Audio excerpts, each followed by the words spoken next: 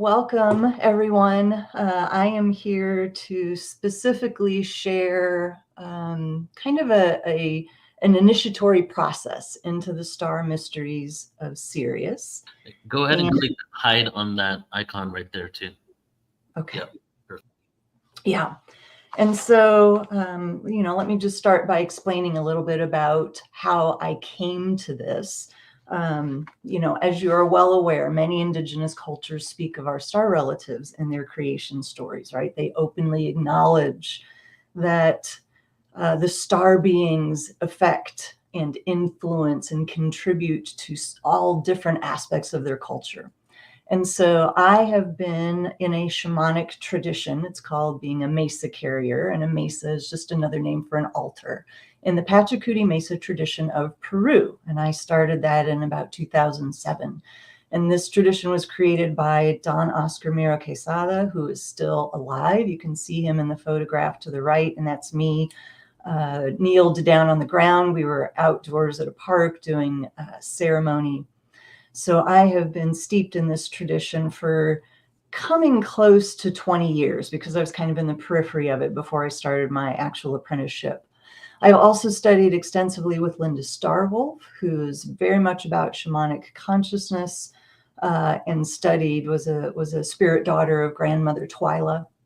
I am certified in the process that she created called shamanic breathwork. I'm a facilitator, and I'm also a shamanic minister through her organization. And so while my bachelor's is in applied mathematics, this is another story for another day. I was in the Air Force for 10 years. I went to an engineering school. I got my master's and doctorate in shamanic studies. So that's kind of a fascinating sort of one of these things is not like the other. So I had quite a transition from a very traditional life into a very kind of mystical and spiritual life, if you want to call it that. So my star lineage, I've always been aware of, and somewhere knocking around in the back of my consciousness, just sort of innately understood that we have star relatives, right? That was never something that was hard for me to settle on and believe, but it was never actively in the forefront of my consciousness until I began my shamanic apprenticeship in the Pachacuti Mesa tradition. And in this apprenticeship, one of the activities that we were led through was a guided journey to connect with a mountain spirit. So a mountain spirit would present itself to us as an ally, as a guide. And Apu, you may have heard that term, is another term for mountain spirit in Quechua. And so we were to connect with our Apu. And the mountain that presented itself to me is Aconcagua, which is just south of Peru in Argentina. And in addition to the mountain that presents itself to you, we were taught that each mountain has a star counterpart, or estrella, which is the Spanish word for star, though it's not the same for each person, right? So it's not like universally Aconcagua has this star associated with it and Mount Shasta has this star associated with it.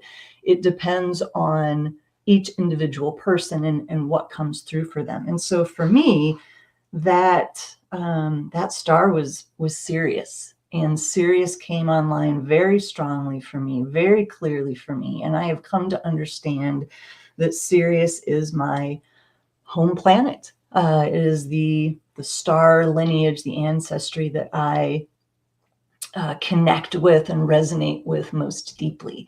And of course, I understand as souls, we can incarnate many dozens and hundreds of times on Earth, on different planets.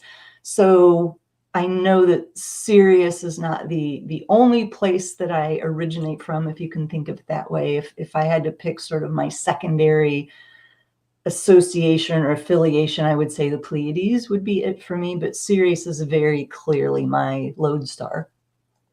My business name, when I changed from what it was a number of years ago and into a new energy, Blue Star Temple is what came to me in a vision. And so very clearly my star ancestry has played a role in the naming of my business, and inspired by my business.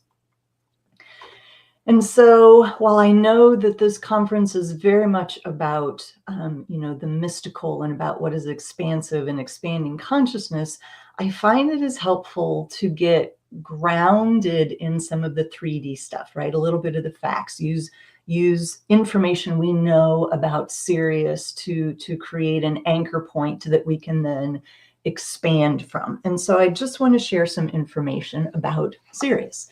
It is part of the Canis Major constellation. The easiest way to locate it, most people are familiar with Orion and can locate it pretty easily in the sky. So if you look at this image, you can see Orion's belt. And if you just use that and draw a line straight down, it will point to Sirius, which is the brightest star in the sky. In terms of relating it to our sun, it is about 2 1/3 times our sun's mass and 1.8 times our sun's diameter. It is pretty close to us in galactic terms, so it's only less than 9 light years from us, the 5th nearest star to us. And the name Sirius comes from the Greek that means searing or scorching. When you view Sirius, it is bright white with just a little bit of tinge of blue.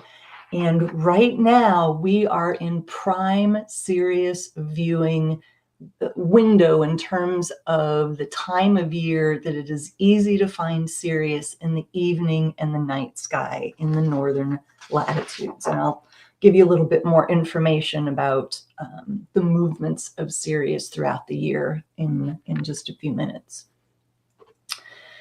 Now, Sirius is not just a star that exists by itself. It is a binary system, or we'll talk a little bit about the existence of Sirius C, which is still debated at this point.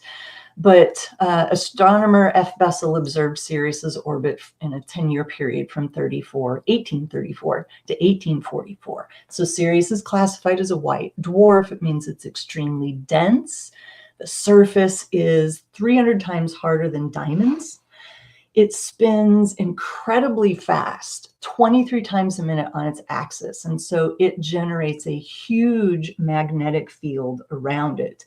And so its mass is nearly equal to that of our sun, while at the same time, the diameter is 40 to 50 times smaller. And so that incredible density really magnifies the magnetic field around it. Sirius A and B together form what is known as a binary star system, binary meaning 2, of course. And so they are in an orbit around each other.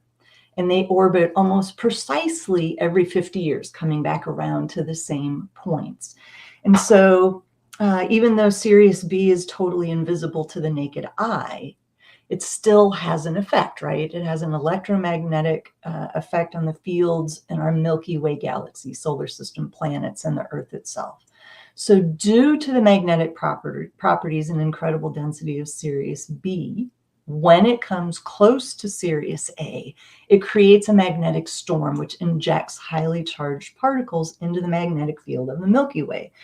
And so if you've heard of the solar winds, right, there's the understanding that energy magnetic particles can travel sort of like a flow, like a river, if you will, or like wind in a particular direction. And our planet Earth lies in the stream of energy from Sirius, in the direction that these sort of ejections happen. So during these 50-year periods, we are bombarded by highly charged particles that affect our electromagnetic field, what's going on around our planet in a cyclical manner. And so the last time Sirius A and B were as close to each other as they will get in their orbits occurred in 1993 and 1994. And so you might just make a mental note. It would be an interesting exercise to look back at what was happening for you in 93 and 94. So Sirius C. There's so much more information that I could present, but I didn't want this to just be a barrage of data, hitting you in the face. So I'm trying to keep it basic at this point. But what I find fascinating is that there's a tribe of people called the Dogon that they live in West Africa in the country of Mali. And their shamans, right, their culture, they have known about the existence of a third star in the Sirian system, which we know is Sirius C, and they call Maya. And the Dogon are said to trace their roots to ancient Egypt from around 3200 BC. So this culture has been around for thousands of years. So I think I have, I just wanted to double check a date there. So 2 French astronomers spent time with this tribe in Mali, and in 1995 published a study, the results of the study of their time with them, of talking to their shamans, learning their language, getting indoctrinated into their esoteric knowledge. And they have, their tribe, their culture has drawings and representations of Sirius C, the orbit of Sirius B and A around each other. It's absolutely fascinating.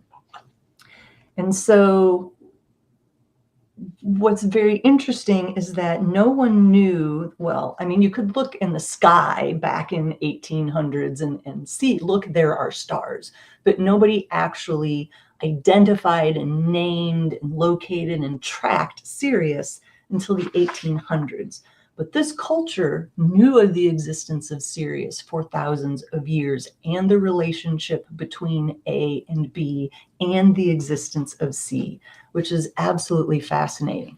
Now, if you go and do research online, there are going to be some sources that say the existence of Sirius C has been disproved. There are others that are going to say that it does exist. And so it is still a controversial subject.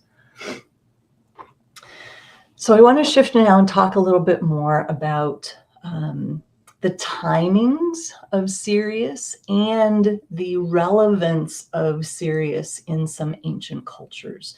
It is the brightest star in the Canis Major constellation. It is also called the dog star because it follows Orion into the night sky because of the direction that the Earth rotates and the appearance of what direction the stars move in the sky. It looks like Sirius, or the dog star, or Canis Major, follows Orion.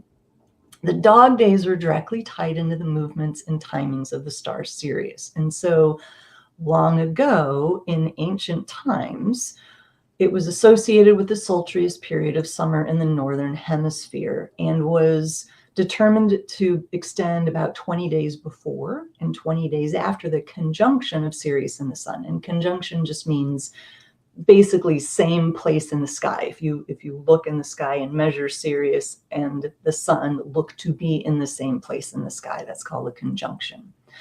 So in ancient times, the middle of the dog days would have roughly corresponded to the summer solstice. However, due to the precession of the equinoxes, those timings have shifted and they happen later. They fall at a later time in the year. So Sirius, it is not always visible in the sky. I mean, so of course, at the time of year that Sirius is in the sky, when the sun is up, it's more challenging to see.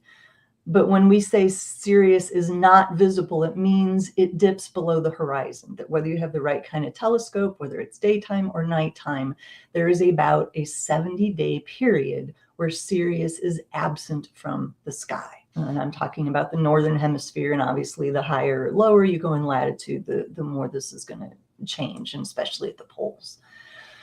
Sirius, because of the rotation of the Earth, stars move west across the sky each night, and the point at which a star rises or shows up, if you will, each day is just a little further to the west and a little further to the west. So most stars rise in the east, set in the west in terms of their appearance. So from August until late May, we can find Sirius in the sky. And Sirius will disappear from the night sky in late May. When it disappears from the sky, it travels through, we can think of it metaphorically, spiritually, as the underworld for approximately 70 days. And so, and I'll talk a little bit more about the 70-year cycle because it was very significant for the ancient Egyptians. Sirius rises as a morning star, making its first appearance again in the sky in August. And the date depends on your latitude, and I will give you that information. So if you know your latitude, be prepared to jot down the date if that is of significance to you. So the heliacal rising of Sirius is the first day for not just Sirius, but for any star when they become visible again. Sun, in Greek, the term is helios. So that's where the word heliacal comes from. It just means with the sun, or, you know, in conjunction with the sun. And so when Sirius makes its return to the sky, it is called a morning star. And you can see this chart here of, depending on your latitude, approximately what day Sirius will rise in the sky in the east. And this is a snapshot, just as an example from 2021, of what the configuration of the stars were just before the sun came up that day. And so you can see anywhere from August 1st to the end of August, just depending on your latitude, is when you'll be able to see Sirius again in the sky in August. But right now, it is absolutely the best time. So you can go out in the evening, and in many parts of the world, in the evening, and just look up. And it's so, for me, whenever I see it, I'm like, hi Orion, hi Sirius. And honestly, if you're interested in the Pleiades, when I talked about tracing Orion's belt to point to Sirius, if you trace it the other direction, it's a little further away, but it will help you find the Pleiades, because the Pleiades is on the other side. And so I love this time of year because I feel so connected to all three of these stars, constellations, and I love being able to see them in the sky. So how significant was Sirius to the Egyptian culture? I am not going to present absolutely every way. It would take too long, but I want to talk specifically about this 70-day period where Sirius is in the underworld. So the first sighting of Sirius in ancient times was associated with they call it the rebirthing of the Nile, if you will, when the Nile starts to flood. Of course, the Nile was and still is the lifeblood of Egyptian culture. I have been to Egypt. I have swam in the Nile.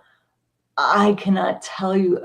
I mean, there were so many amazing mystical things, magical things that happened in Egypt. But one of the things that really surprised me was the degree to which I felt the energy of the Nile. Mama Nile, felt her ancientness. I felt how much she cared for the people that she provided life for. I swam in the Nile. I have water from the Nile River. It's incredible. And so this 70-day period was significant. Now, if you look at roughly the time period, the average date that the Nile floods, it's not the same, right? So remember, precession of the equinoxes, which I'll talk a little bit more about in a few minutes, shifts the dates over time. So we're talking about the ancient alignment of this timing. So this 70-day period was so significant that it was adopted as the length of their funerary rituals and rites for the pharaohs, mimicking those 70 days that Sirius spent in the underworld, or duat, if you haven't heard that term. And here's just an interesting fact. First of all, since 1970, the Aswan Dam dams up the Nile River. And so the natural flooding does not occur like it did in the past. And when people talk about Upper Nile, Lower Nile, Upper Egypt, Lower Egypt, upriver, downriver, if you look at a map of Egypt, the Nile River runs from south to north. And so when you talk about Upper Egypt, it actually refers to the upper part of the Nile, which is sort of backwards to how we're used to thinking about things. Now, if you're not familiar with the term duat, that was it was the region, if you will, that the sun god Ra traveled from west to east each night, and so he was battling Apophis, where Apophis embodied the primordial chaos that the sun had to defeat in order to rise each morning and come back to the earth. The timing of the star Sirius was so important to the ancient Egyptians that this date marked the start of their calendar. And so here's some terms you may or may not be familiar with. The Greek name for the goddess or the star Sirius is Sothis. And so that's where the term Sothic or the Sothic Egyptian calendar comes from. The Egyptian name for the same goddess, the same energy, is Sopdet. And so that is a picture of Sopdet. You can see the 5-pointed star on her head. So the return of Sirius to the visible sky was massively significant to the ancient Egyptians, as well as just the existence of it, the energies that it transmitted, and what it represented.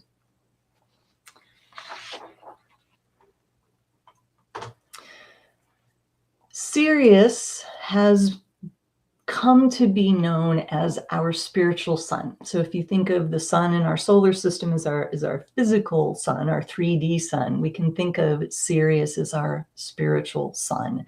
It is associated with higher dimensional frequencies of consciousness, and it helps to quicken and evolve our planet and shift our physical vibration. As I shared earlier, we are downstream from Sirius in the part of the galactic arm that our solar system resides in. And so we are always being bathed by these frequencies, these electromagnetic frequencies, these energy pulses from Sirius. But from late June to the September equinox, these light codes from Sirius are amplified. And that is because, remember when I talked about Sirius and the sun being conjunct at certain times or being roughly in the same part of the sky, it's like the sun is amplifying those codes.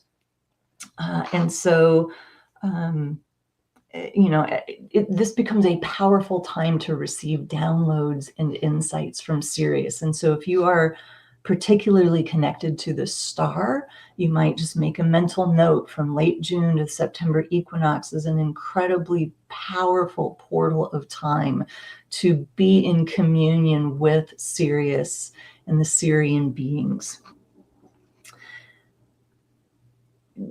If you think of God, however you think of God, as being the bringer of life or the bringer of energy and light, then our sun, our solar sun, can be given a similar title, right? Deserves the title of light bearer and life bringer, because we absolutely have to have the sun for life to exist on Earth.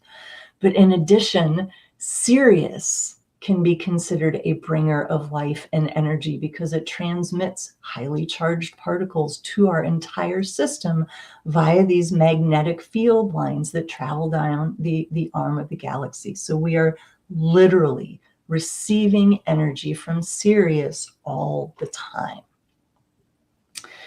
Another fascinating fact that just, this sort of thing just gives me goosebumps and gets me all excited because I just love this sort of thing.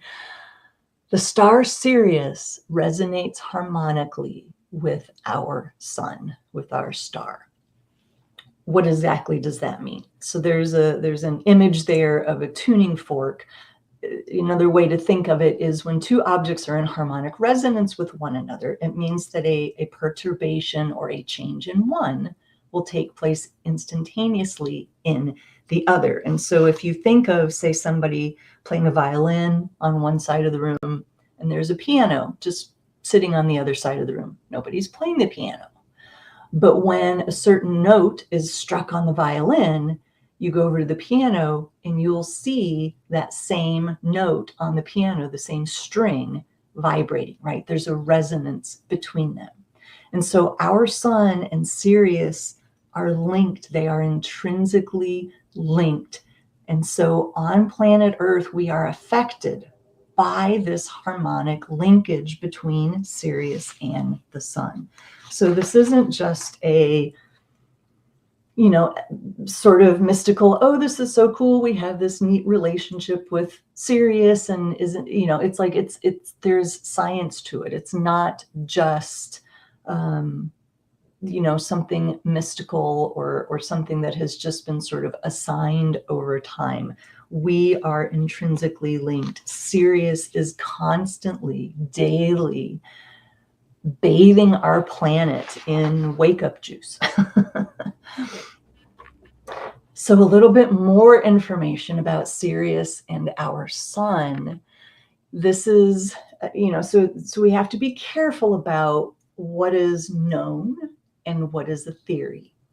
And so I want to talk for just a minute about the precession of the equinoxes. I've said that term a couple of times. I know some of you know what that is, but not everybody is familiar with it. So there is an observable phenomenon of the constellations moving backwards through the sky over thousands of years, right? This is something you can't really see in the span of a lifetime. It is something that happens over many thousands of years. But here's the idea of how this is tracked. So if, let's say, you were alive for 20,000 years, and on the spring equinox, every year, no matter where you are on the earth, you stand on the earth, you faced east just before the sun came up, and there's going to be a constellation directly on the horizon, right where the sun will come up. And that is how we determine the age that we're in, right? The age of Aquarius. So over time, right, over this 20-something thousand years, the constellation that appears is going to keep shifting, and it's going to appear to move backwards, right? So this is a known fact. It is an observable phenomenon. What is not known is why. There are theories about what is happening with the planets in our solar system, in our galaxy, that creates this perspective, and as to why it is also cyclical. And so there's a theory that's proposed by Walter Cruttenden that suggests that our sun is actually moving through space around Sirius in a binary relationship. Again, theory. There are many theories as to what causes precession, but I offer this to you for obvious reasons, that it illustrates the deep, powerful, millennia-long connection between Sirius and our sun, and therefore our planet and our existence. So this theory says that Sirius and our sun are sisters. They're binary sisters.